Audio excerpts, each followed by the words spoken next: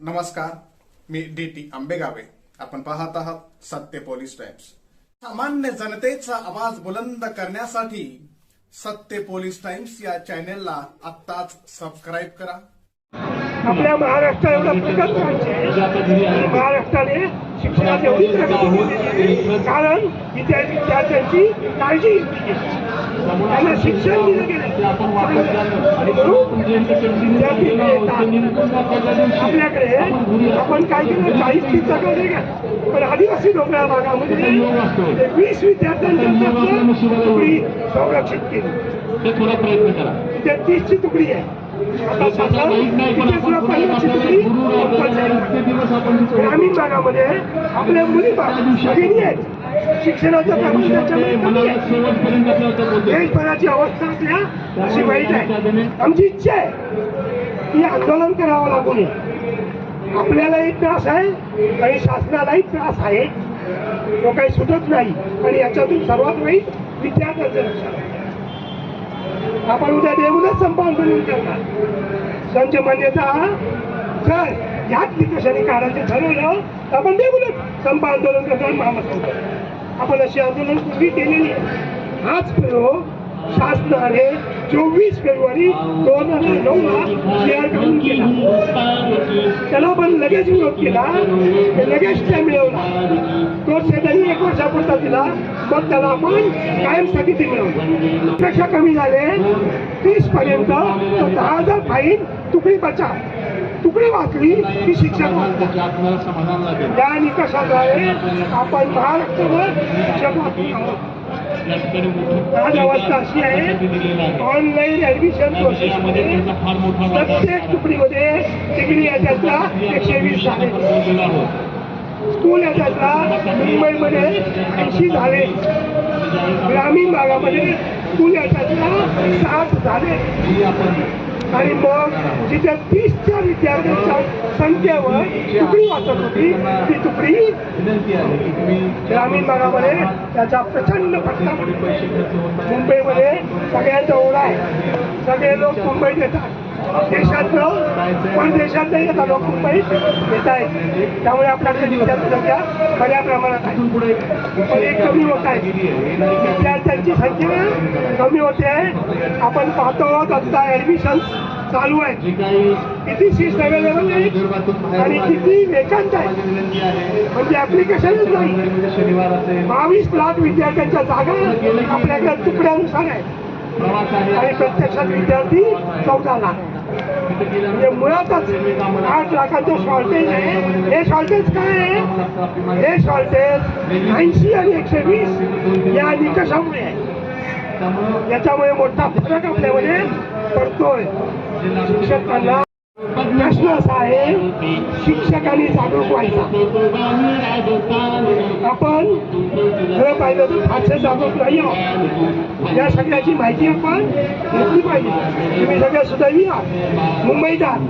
मुंबईचे पदाधिकारी महाराष्ट्राला ज्ञान पुरवतात आणि महाराष्ट्रातलं आणि मंत्रालयात आपल्याला चौकशी होते. अंधकार याचा नियम काय, निश्चित सर आणि कसं काय असे ते पुढे विचारतात. आपला अभिमान आहे, आपल्या ज्ञानाची जाणीव आहे, शासनाला आहे, तर आपले शिक्षक त्याबद्दल अद्याप फारसे जागरूक नाही. तुम्ही हे जाणून घ्या आणि आपल्या हितासाठी लक्ष द्या. आपण तयारीत राहा. आता आपण मसुदा बनवला, त्या कॉम्प्युटर संच मान्यता तिथून निघताय, त्या आपण आता होळी करणार. होळी करताना पोलिसांनी आपल्याला परवानगी नाकारलेली आहे. मालमत्ता चालता येत नाही. आपण त्यामुळे प्रतिकात्मक होळी करणार आहोत. म्हणजे खाली गाडी पेटवणार, कोणती कागद धरणार, कागद चालणार नाही. लक्षात आलं? त्याचा तुम्ही कागद झाला तसं काही करू नका. आणि मग ते प्रतिकात्मक होळी झाली की आपण त्या संचमान्यता फाडून टाकला. आपण काही प्रति आणलेलं आहे, त्या तुम्हाला वाचण्यात येतील. माझी अशी इच्छा आहे आपण सगळ्यांनी त्या बाजूला तोंड करावं. किती आपण करावं म्हणजे उद्या ते जास्त मिळेल असं मला वाटतं. मित्रांनो, जागे राहा. दिवस वैऱ्याचे आहेत. शिक्षक गेले, आपण 10,000 शिक्षक कमी घेत नाही. या नवीन पद्धतीमुळे महासंघाला हे कळलं. ऑगस्टमध्ये मंत्रालयाचा GR बनवायला सुरुवात झाली. आपल्याला कुंकून लागली, आपण पाठपुरावा केला, मागे लागलो. आजही तो GR बनवू शकला नाही. हे निकष लावले पण याच्याकरता GR बनवला नाही. आपण आंदोलन करतो, आपण GRची होळी केली असती पण GRच काढला नाही. होळी कशी काढली? मग हे संचमान्याचे निकष याचे सुद्धा गाईडलाईन काढलेला नाही. याची गाईडलाईन नाही. कॉम्प्युटरवर फक्त अपलोड केल्या, ऑनलाईन मिटिंग घेतल्या आणि तुम्हाला विद्यार्थी संख्या भरायला सांगितली, विषय भरायला सांगितले आणि ऑटोमॅटिक संच मान्यता जनरेट करून तुमचा तुम्ही काढा असं सुचवलं. ही जी प्रक्रिया आहे अत्यंत दुष्ट प्रक्रिया आहे. त्यांना शिक्षणाशी काही घेणं देणं नाही. हे सरकार विद्यार्थ्यांच्या भवितव्याशी किती खेळतंय हे तुम्हाला मला चांगलं माहिती आहे. अतिशय वाईट अवस्था आहे. प्रॅक्टिकल 20ची विद्यार्थी हा निकष आपल्याला, हा निकष पूर्वीपासून चालत आलेला आहे. सायन्समध्ये काय महत्वाचं?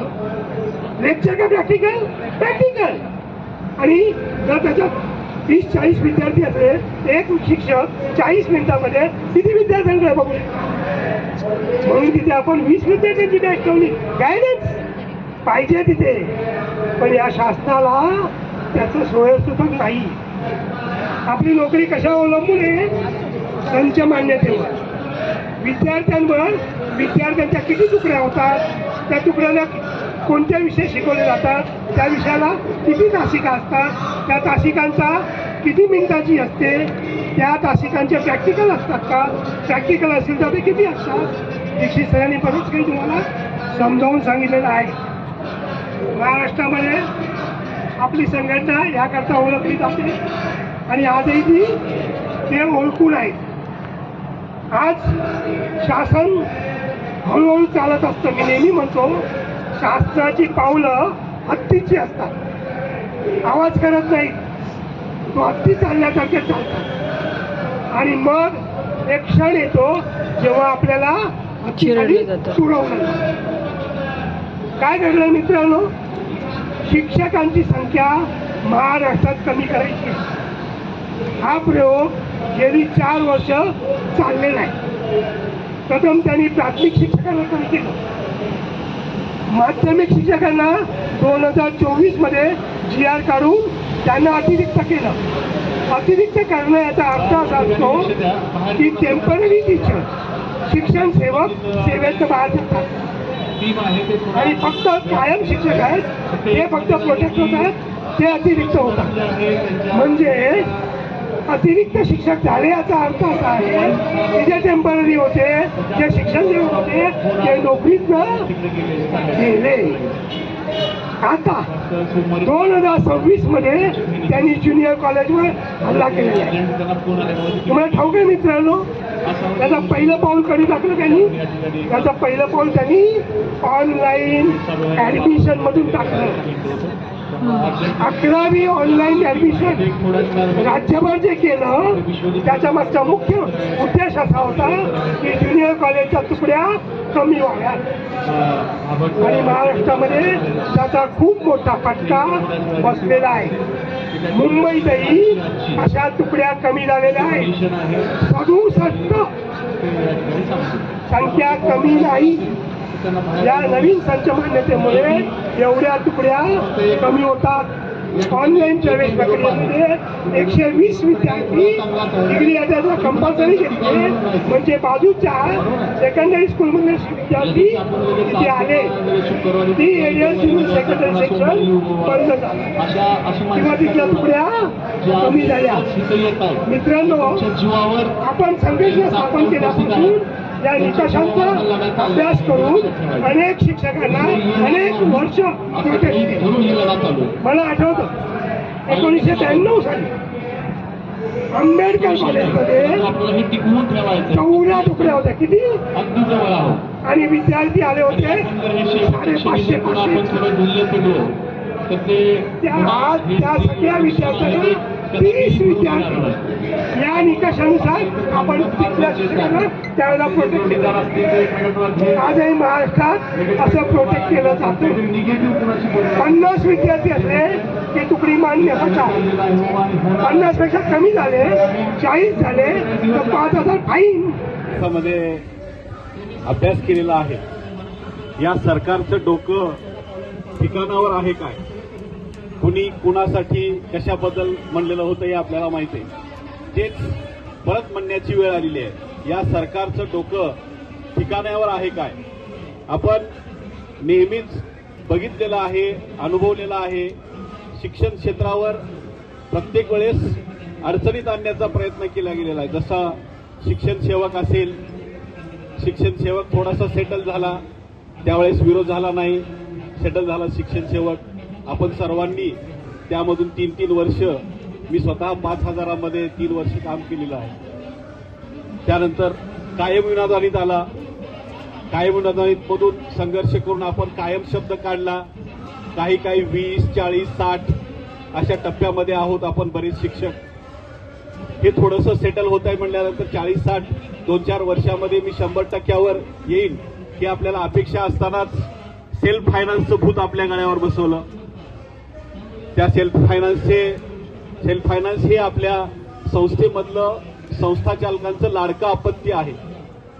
कारण सेल्फ फायनान्समधून जेवढा आर्थिक लाभ संस्थेचा होतो तेवढा अनुदानितमुळे काहीही फायदा होत नाही.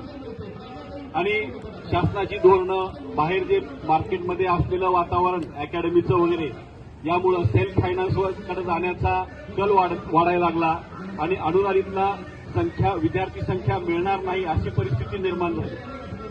व त्यातूनही थोडंसं सेटल होतंय म्हणल्यानंतर लगेच संच मान्यतेचे निकष बदलले गेले आणि त्यामध्ये आणि म्हणजे 100% अनुदानितवर असणारा शिक्षक आणखी त्याची संख्या कमी झाली पाहिजे अशीच पावलं शासन उचलत आहेत. शासन म्हणजेच जो अधिकारी वर्ग आहे, आपले नेते आहेत, शिक्षक आमदार आहेत, या सर्वांच्या अपरोक्ष माझा तर मत आहे की जी IAS लॉबी आहे, आयुक्त, डायरेक्टर लोक यांनी तो घाट घातलेला आहे. आपल्यावर खूप मोठं संकट येणार आहे याची जाणीव आपल्या महासंघाचे अभ्यासू नेतृत्व आंबेडकर सर असतील, संजय शिंदे सर असतील यांनी बऱ्याच दिवसापूर्वी ओळखून त्याविषयी आपल्यामध्ये जनजागृती केली. मागच्या 11 मे रोजी आपण पुणे येथे आयुक्त कार्यालयावर खूप मोठा मोर्चा आयोजित केला होता. मुंबई विभागातील संख्या जरी त्या ठिकाणी थोडीशी कमी असली पण पश्चिम महाराष्ट्रातील सातारा, सांगली, कोल्हापूर या भागातील खूप मोठ्या संख्येने लोक आले होते. तिथं जे निवेदन दिलं गेलं त्यानुसार मला वाटतं आंबेडकर त्यांनी 40ची प्रॅक्टिकलची बॅच करण्याचं ठरवलं होतं, ते 30वर आलं. आणखी थोडंसं आपल्याला जोर लावावं लागेल की जी प्रॅक्टिकलची अन्यायकारक जी अट आहे 30 सध्या ठरवलेली आहे असं ऐकण्यात आहे, ती 20वर परत जशी होती तिथं आणून ठेवण्यासाठी आपल्याला प्रयत्न करावा लागेल. यासाठी आपल्याला संघर्ष करावाच लागेल. सामान्य जनतेचा बुलंद आवाज, सत्य पोलीस टाइम्स.